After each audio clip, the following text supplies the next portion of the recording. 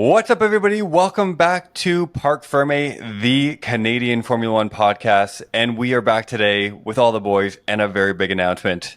Yes, that is right. Today marks the very last episode of Parc Ferm. I know I can hear the sound of tears just hitting the ground across the nation, across the world. But don't worry, because we're not really disappearing. While today is the last Parc Ferm episode, it also marks the first episode of F1 True North.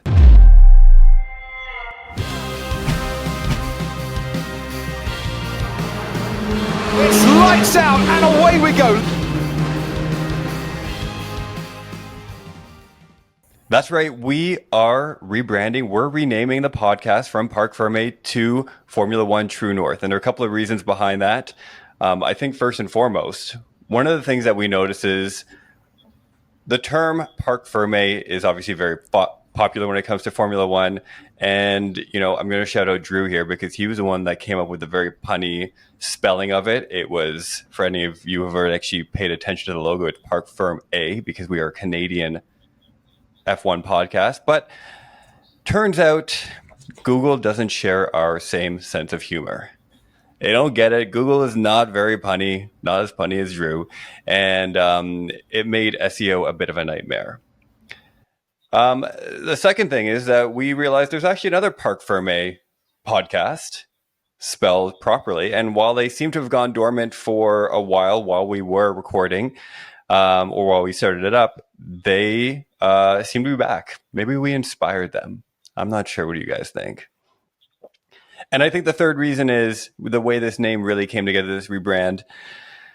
For those of you that don't know the history of the podcast and how we all came together, again, Zhou, one fateful day, kind of got on these local car groups, Facebook groups that we were all a part of. And he said, hey, any other Formula One fans here? You want to start a podcast? And we all chimed in. We were all into it. But one of the things that these podcasts all have in common is that they are called, let's call it BMWTrueNorth, Mercedes-Benz True North.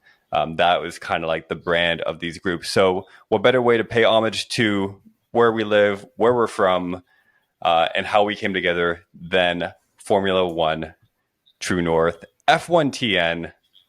Here we go, episode 1. Let's roll. Does anyone else have anything to add?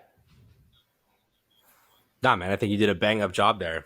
Yeah, we met through a True North car club, from various ones, either Mercedes-Benz, BMW, Audi, Porsche, all the True Norths out in Ontario here. And I think it was a very organic way for us to rebrand the podcast. Obviously, the SEO, like Walker had mentioned, was not really loving the fact that we misspelled a word that is very popular. So despite me thinking I'm so clever, that didn't really help us in terms of us getting to the right audience. And so, we were kind of thinking of what's the way that we can still represent us as who we are, how we met, where we're from, and also represent Canada in a big way. So I think that's kind of, we all came to this conclusion pretty quick.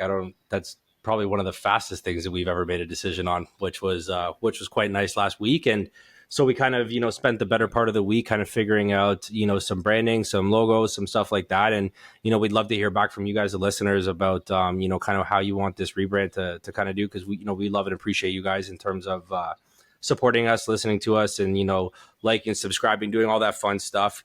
I've spent some time going through our Instagram, our socials and stuff like that, and kind of turning everything that was Parc Ferm into F1 True North. And so, again, keep doing what you're doing and liking, subscribing, doing all that fun stuff, because we really appreciate it.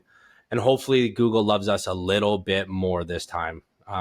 We are using words that are in the English alphabet, and Google seems to like and appreciate that. So yeah, that's kind of why this kind of played out the way it is. And we're really excited about it.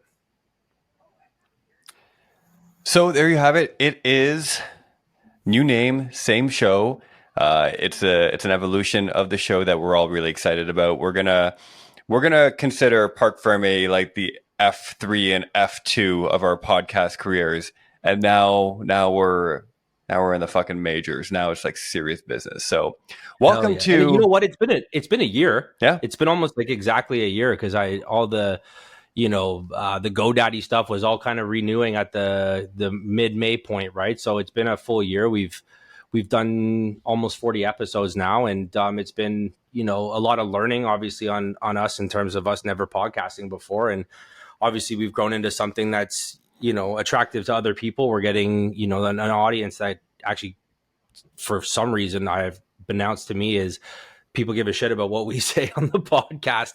I had some people freak out and send me some DMs online being like, hey, you're in my weekly regiment of podcasts. Like, I look forward to it every week. Like, I noticed that your podcast had changed logos and stuff. I just want to make sure that it isn't gone. And so, like, people I haven't talked to since high school are reaching out and stuff. So, like, obviously the pod's getting out there to some people and strangers, and Facebook started lighting up a little bit about it too. So it's really nice to know that there's people out there that listen and like, and you kind of support us, right? So cheers to another year, guys.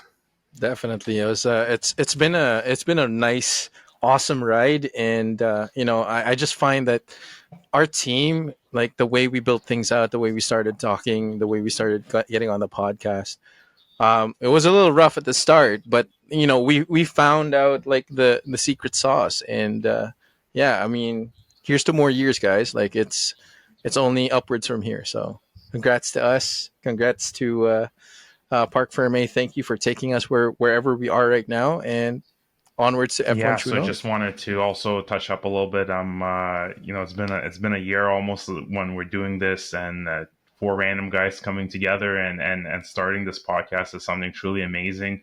And the way we connected, the way we're learning every episode, the way we're improving. And I just wanted to say thank you to you guys for listening to us and supporting us. And looking forward to many, many more episodes with you and better content as the time goes on. So I guess with that said, thank you to everyone who's listened, who's brought us here this far, and welcome to F1 True North, the Canadian Formula One podcast. Getting right into it, let's talk about Imola. Pop quiz.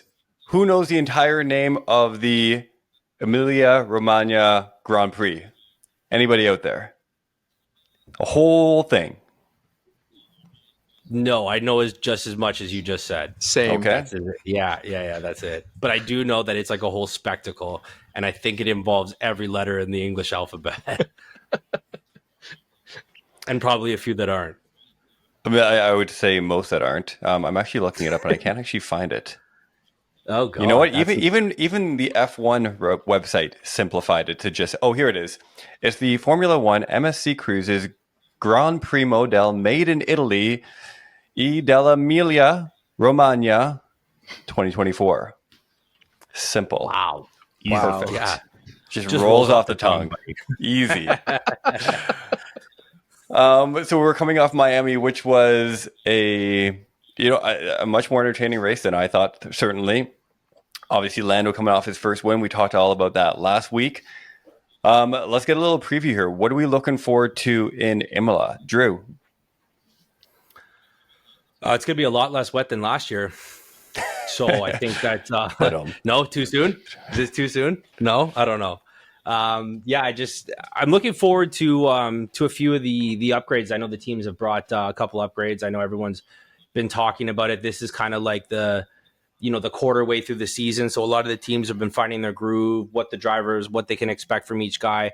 Obviously there's been some highlights, some lowlights from each of the drivers. I'm really hoping that the pack kind of tightens up a little bit here, because a lot of those backmarker teams, Alpine getting points last week, that kind of thing. Like, I want to see a little bit of shakeup, down at the bottom. Obviously the attention's always, being paid to the front of the grid and Red Bull, and who's doing their best to catch Red Bull. How's McLaren doing? All that kind of stuff. And, McLaren had a big weekend last weekend in Miami. So that's obviously something that they can brag about and work forward from. But I think that, there's a couple of spreads that I want to take a look at closely, because I know that Aston Martin and Mercedes are kind of just drifting back away from that top three pack right now. And I'd like to see, those two guys kind of pull up their socks a little bit. I'd love to see a little bit more out of Alex Albon. He came off a little bit of a rough weekend, but I think this is going to be a very different track than Miami. So I'm curious to see what the new upgrades look like, and teams that aren't bringing upgrades, I want to see how they do on a track that that's a little bit, more track-esque and a little less Street Fighter. What do you got on that one, Ed? I'm actually looking forward to McLaren like really owning up to what they've been shouting. Even Zach Brown is like, yeah, we now have we finally have a car that can, take it to Red Bull. And you know what? I'm gonna take a stance on this one, and I wanna see them, like really take it to Red Bull, being that it did say that they were faster in terms of pace in Miami. And being that Imola there's lots of straights on it, lots of high speed corners. Tamburello being one of the fast corners as well. And if their pace is really up there, then McLaren should take it and give Red Bull a hard time. So I'm looking forward to that. Mercedes, on the other hand, they're saying that they're going to be bringing out more upgrades for Imola. Again, proof's in the pudding. I'd like to see how that actually translates into the actual race. And just looking forward to a race in Imola again, and other things that could transpire within the bottom feeder teams as well. One of which, Ollie Bierman's, I think, coming back for FP1 for Haas. So it's because of the pending issue with our boy Magnussen, and if he gets another penalty, it might be a one race ban, but we'll see what happens. Tomas, what do you have there for Imola? Yeah, so obviously looking very, very much so forward to the race. One of my favorite tracks. I am actually very, very interested in to see what's going to happen with Haas. Just judging by last week's episode, we'll see if it's going to be another shit show or if they're actually going to play nice with other boys in the sandbox. Have big hopes for McLaren as well. The way they performed and swung the bat to say, wow, it was amazing. So I'm really hoping they will bring the fight to Red Bull, and hopefully gonna get another first place or at least somewhere on the podium. But chances are probably not, because Red Bull's gonna dominate. As regards for the other teams, I think they're going to be more or less the same. We might see a little bit, maybe Ferrari fighting with McLaren or with Red Bull. Aston Martin, Mercedes, I think are going to be a little bit more back. If they do something, it's going to be a miracle. So excited for the race, and we'll see what happens. So we have both Ferrari and Mercedes bringing apparently big upgrades with them to the track. I'm not sure if there's some other teams that are bringing some upgrades or not, but definitely Ferrari, Mercedes. My question to you three is, who do you think is going to see the biggest delta with their upgrade package? Not necessarily who's going to be faster, but who's going to see the biggest upgrade in performance? I think last race when we were looking at Miami, Mercedes brought some stuff with them, and it seemed to help at least maybe Lewis be a little bit more competitive, have a little bit more consistency with the car. This is apparently the big package for Ferrari that's coming. We'll see if that levels them up to kind of Red Bull and now perhaps McLaren's level. Who do you think has more to gain this weekend between Ferrari and Mercedes? Drew? You know what? I think just based on like the nuances of that question, I think the biggest delta is probably going to be Mercedes. I don't know if Aston Martin's bringing any upgrades, but I would argue that Aston Martin would probably be in front of Mercedes if that was the case. And not because Ferrari's, big upgrades aren't big, but just that law of diminishing returns. Like once they're already close enough to the top, I just don't know if their upgrades are going to get them that much further ahead. I think that they're going to be competitive to what we saw McLaren bring last time and that raw pace. And I think they might equal that, maybe surpass it a little bit. But if we're talking like in terms of timing, like I would argue that might be a 10th at most. You know what I mean? Maybe a 10th and a half, which is a lot. It's not nothing. But in terms of like, them actually taking the fight to Red Bull, I don't think that's going to happen. Now, in terms of like you mentioned, the Delta, I think Mercedes has a long way to go to catch up. I think they have a long way to go to catch up to McLaren, let alone Ferrari. So I think that, if I don't know for certain, but if Aston Martin's taking, just historically over the last, 8 to 12 months, Aston Martin's upgrades have actually done something. I would argue that, Mercedes-Benz has definitely not been bringing upgrades that have done anything for them in any sort of big way. So if Mercedes, upgrades kind of actually do what they're supposed to do, I think they have the biggest delta. What do you got on that one, Thomas? I agree with you, Drew. I think I was going to say the same thing. I think Mercedes has a lot to prove and a lot to show for. Part of me also thinks that I expect a little bit too much of them, and I think I'm going to be disappointed. I hope that's not the case. It's getting kind of to the point where I kind of want to see them succeed again, because there's so much Red Bull dominance, and they're kind of a little bit like almost not back of the pack, but like more not in the podium places. So I do want them to be a little bit more competitive than what they are right now. So I'm hoping what they bring out is actually going to be good and actually is going to give McLaren a little bit of a fight as Aston Martin and Ferrari. I'm hoping for a miracle. That's what I'm saying. But yeah, I'm hoping Mercedes would be the biggest winner here. Head. I don't know. I beg to differ. I think Mercedes is probably going to be just whelming this entire season. I don't think that they're going to be putting a lot of effort into like taking the car, making it competitive is one thing, but like winning, I doubt it. Like Lewis is out of the driver seat for Mercedes, and then they don't even have a second driver yet. And they know that the performance between them and McLaren and Ferrari is going to be leaps and bounds. So I'm guessing from my personal point of view that it's going to be a write-off. I think that Ferrari is going to be the one that's going to have like that different delta, because now they're seeing that McLaren has a resurgence. Red Bull is still I think up there. one of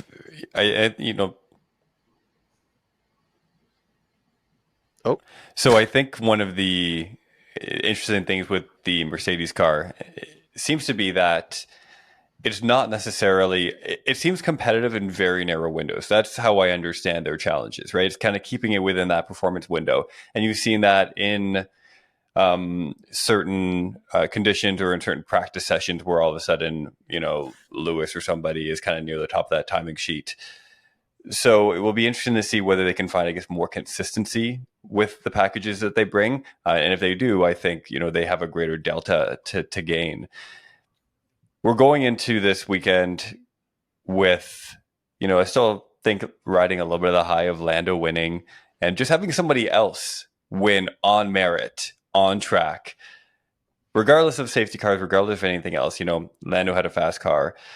And I feel like we've heard this story before. We've all been through it before over the last few years, where we have like a glimmer of hope.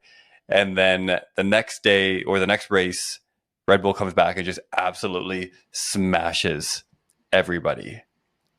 So am I right to still have a little faint glimmer of hope in my heart that someone else can be competitive and win this race? Or am I just getting my hopes up? Am I just setting myself up for massive disappointment? I think that there's, a glimmer of hope, that same glimmer of hope that I know us four guys share and a lot of Formula One fans share. There's the Max Verstappen diehards, which are,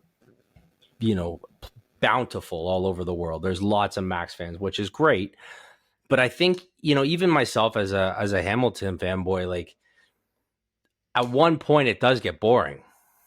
And like even when Hamilton was winning, he still had to fight for those wins. They weren't 25-second runaways on a habitual basis.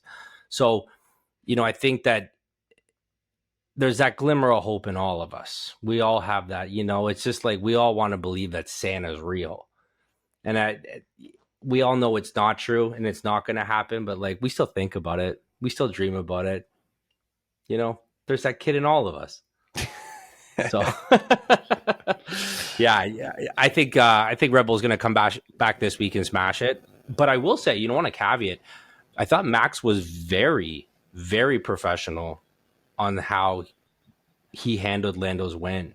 He was not upset about it. He was very congratulatory. He was very graceful in terms of like saying that Lando won on merit, that he had a fast car and like he beat me. It wasn't I don't know. I just historically Max has been way more childish and kind of stomping his feet as he loses, but he was very graceful this time. And I have to say over the last, 6 months of racing, I've definitely seen Max Verstappen kind of mature a little bit, and it's been quite nice. That's a really interesting point. And it's like, is Max becoming more likable? Like, I don't want to admit it. Yeah. I feel dirty just saying that, but like, he kind of is. Yeah. Maybe, yeah. I'm warming up to it too. Honestly. Yeah. Well, fuck, for Ed to warm up to Max That's is something like new for sure. Yeah, that's a big thing. big news, man. Yeah, 2021. Big I'm still news. not over that thing. Oh But my god! still, That's like- just as rare as Thomas liking a Formula One. Like, oh yeah, how was the race? It was all right. Yeah, it was okay. I didn't really like it. It was okay. So yeah. From here, does anyone else want to chime in on Max? Yes. Red Bull dominating or not? Yes. Okay, take it All away, right, buddy. so as you guys said, Max is growing and maturing and becoming a little bit more likable, and I feel the same way about him. But I also think that Lando winning, I think, almost the whole world and the whole grid wanted to see him win, and he was so close so many times, and when that win happened, I think what Max and everyone showed was legitimate support and happiness for Lando. It took a while, but he got it, and he got it fair and square. So, everyone was rooting for him. And back to your question, Walker, do I see a glimmer of hope?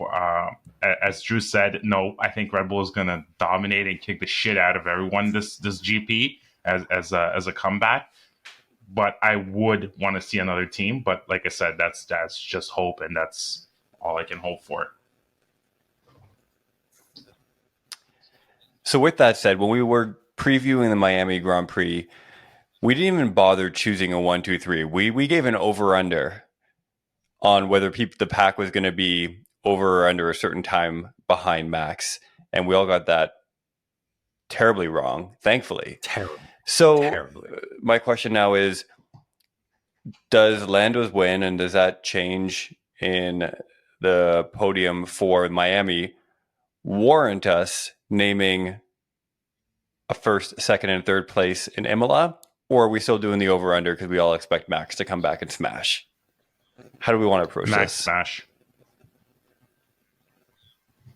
Yeah, I support that. Okay, so let's do the over-under then.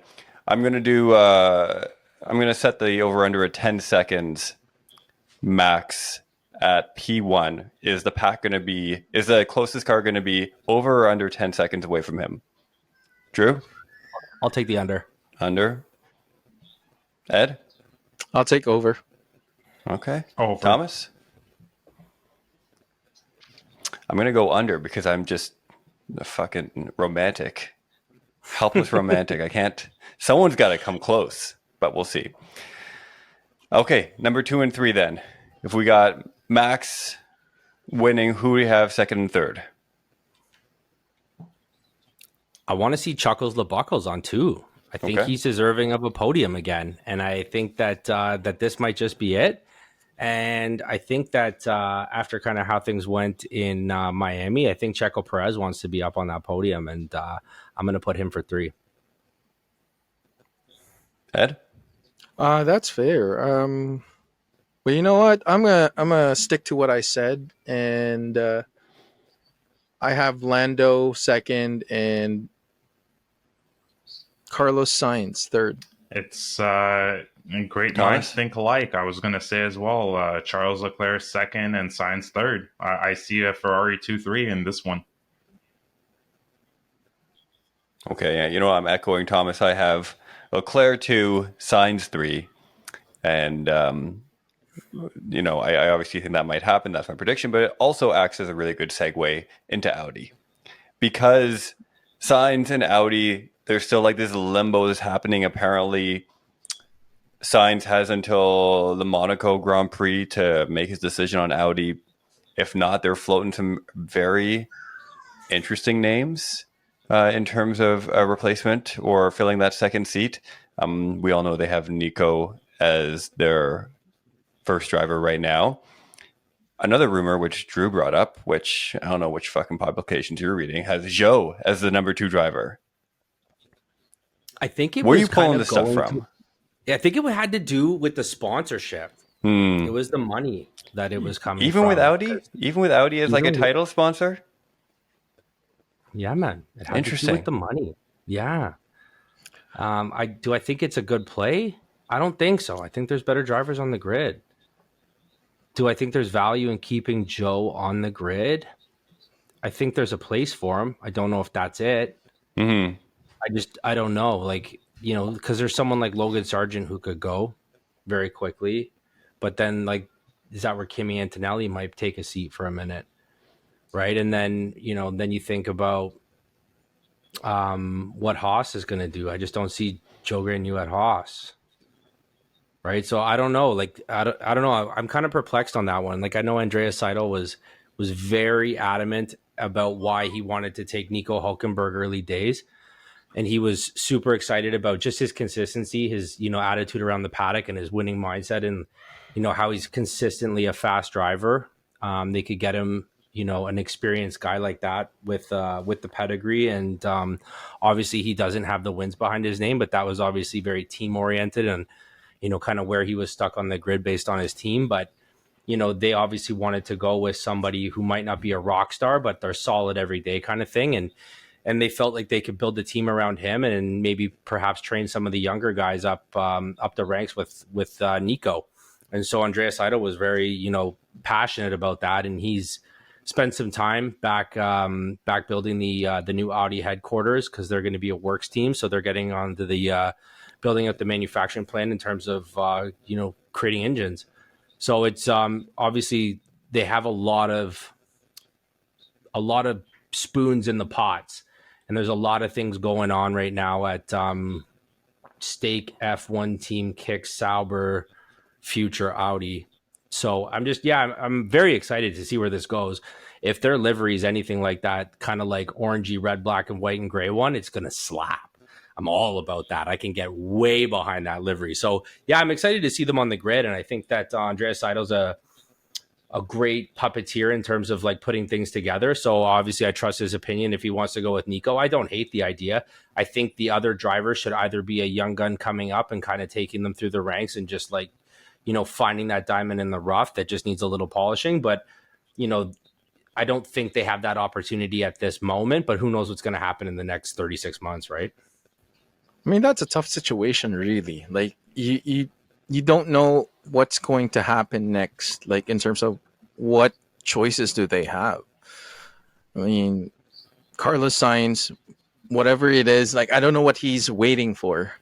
Yeah, I think that's it's probably the Red Bull seat or probably a Mercedes seat or somewhere else. Because I know that he said it multiple times that he wants a winning car, he wants to be the lead driver, so on and so forth. I mean, he has, Audi. That's going to be a good chance for him. But I don't know. Honestly, don't know what he's waiting for. Guan Yu Zhou, like being in Audi, I think would be a good plus, being that he'll bring some sponsorship money. Like one of the key indicators with Audi initially was like the money part is one thing. Being able to take over the entire team is another thing.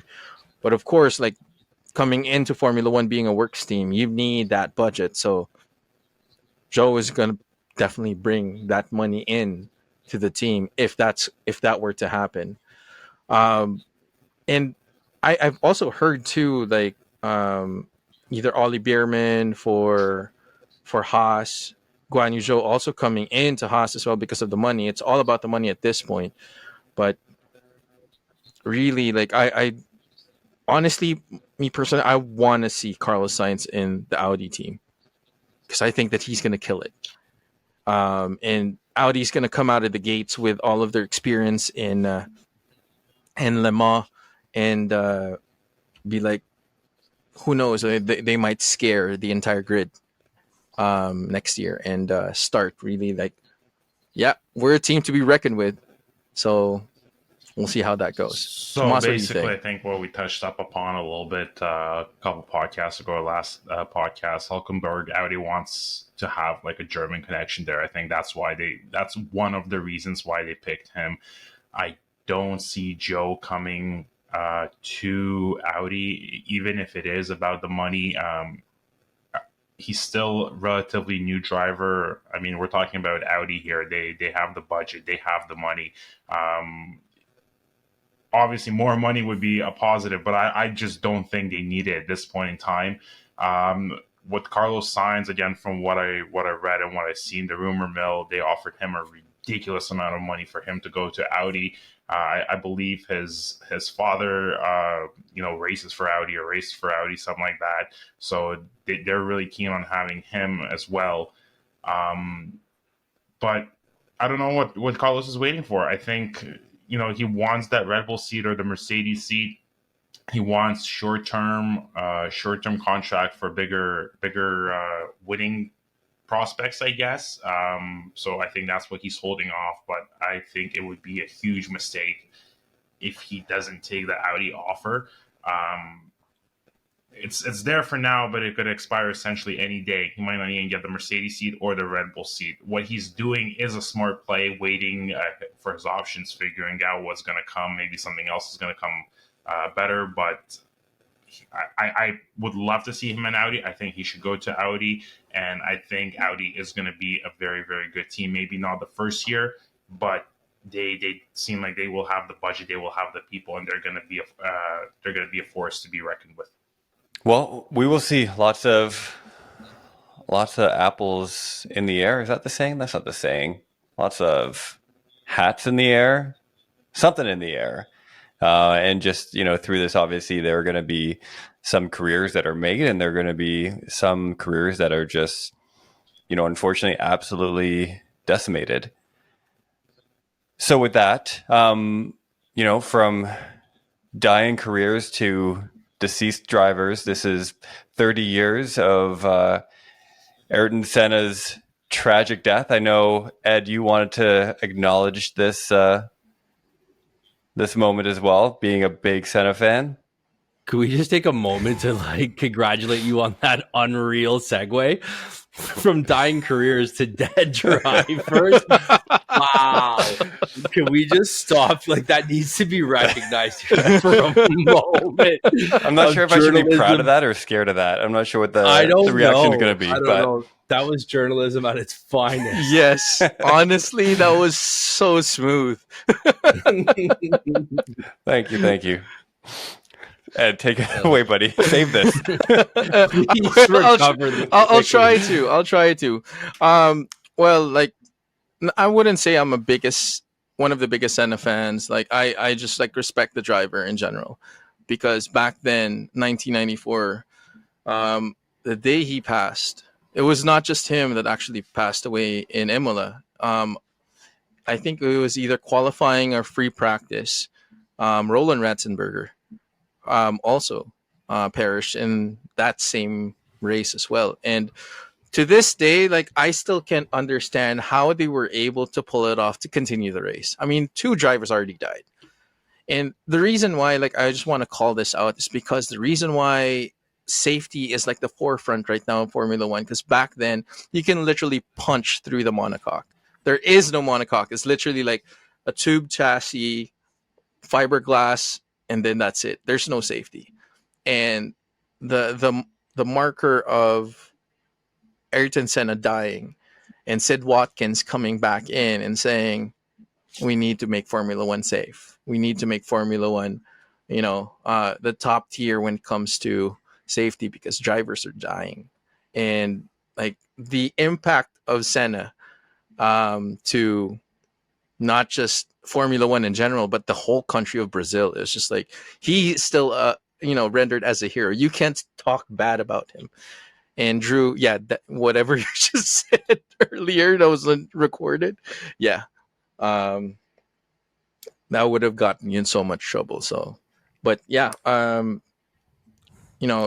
years of his death, and yeah, I have said this multiple times in the podcast that I think I can actually start to compare him to, Max Verstappen. Yes, I'm starting to like the guy because he is like a race winner, but we'll see how he can actually, start to stack up now with the greats, because he's infringing on his fourth.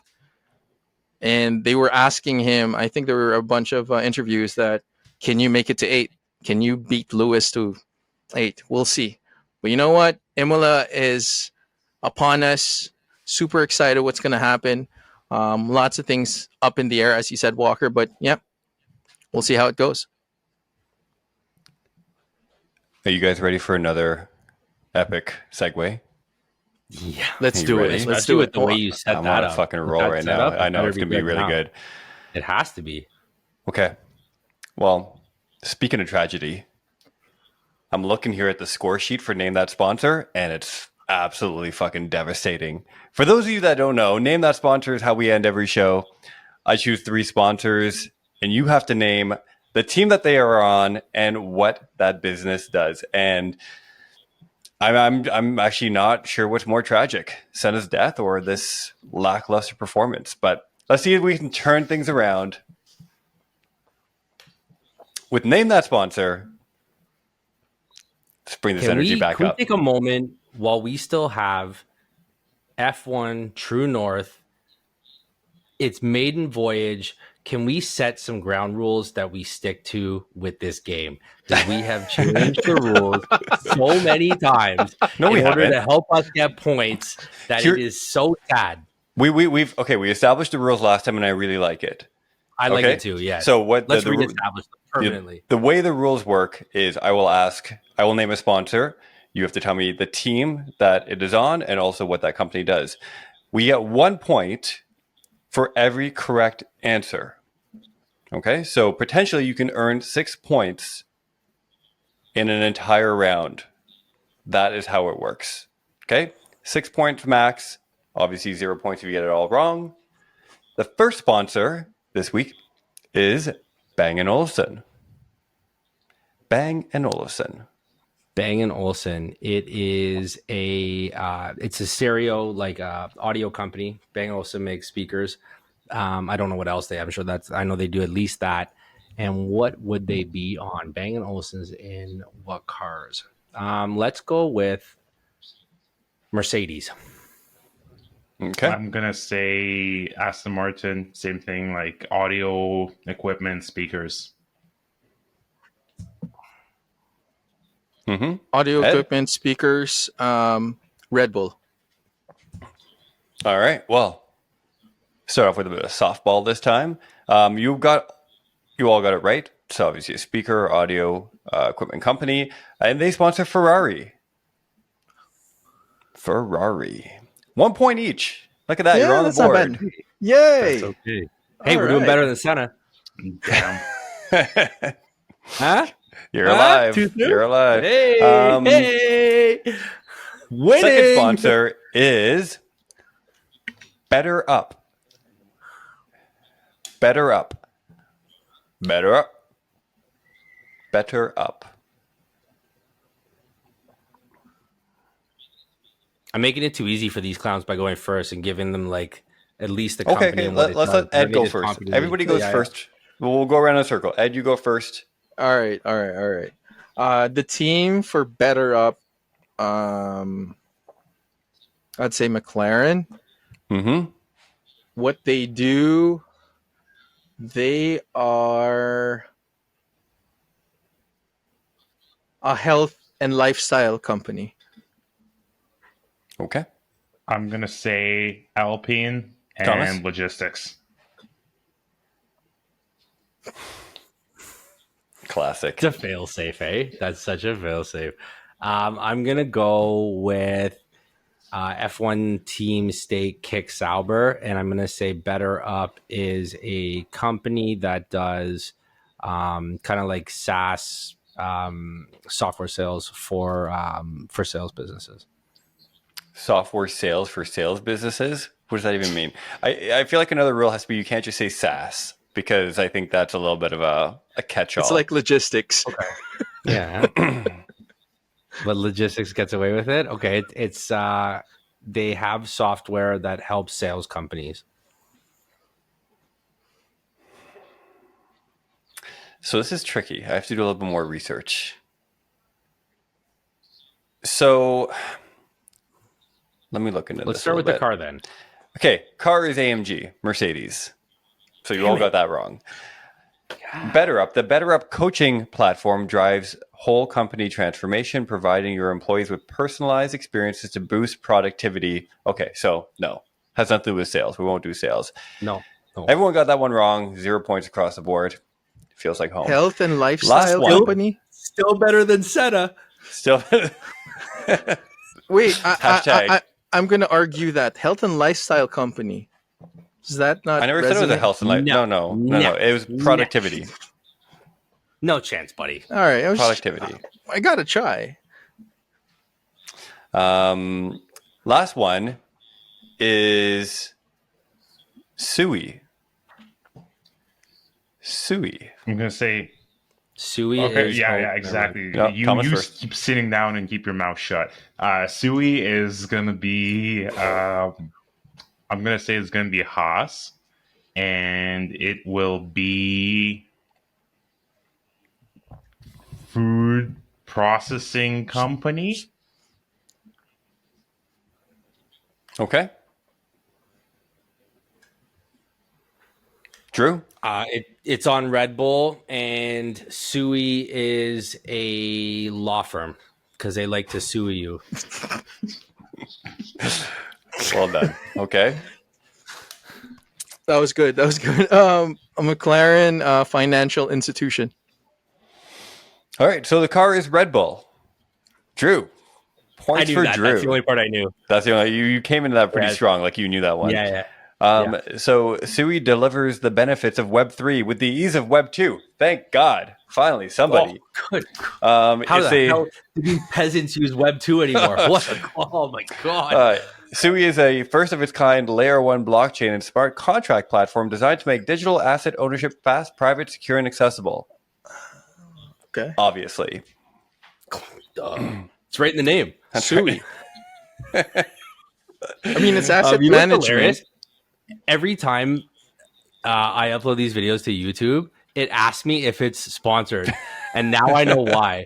Because the way you read out the bio line of what these companies do, it sounds like a built-in advertisement. It was straight up Why do they Google, keep man. asking me? Honestly, I think we should be, we should be advertised or we should be sponsored by these guys because we keep on talking about their companies. Because we're who they want speaking about their companies. This is the kind of discourse they're looking for. Yeah. And that was named that sponsor. There we go. Another round. 2 points to Drew. 1 point to everybody else. I'm going to go back. I got to go into the back catalog and add up all the points for the season so far. But regardless, I don't think it's going to be very impressive.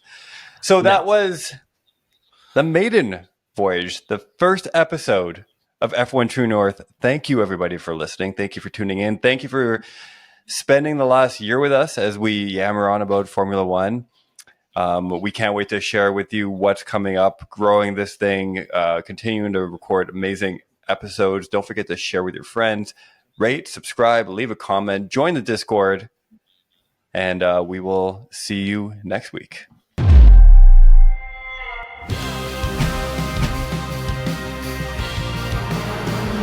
It's lights out and away we go.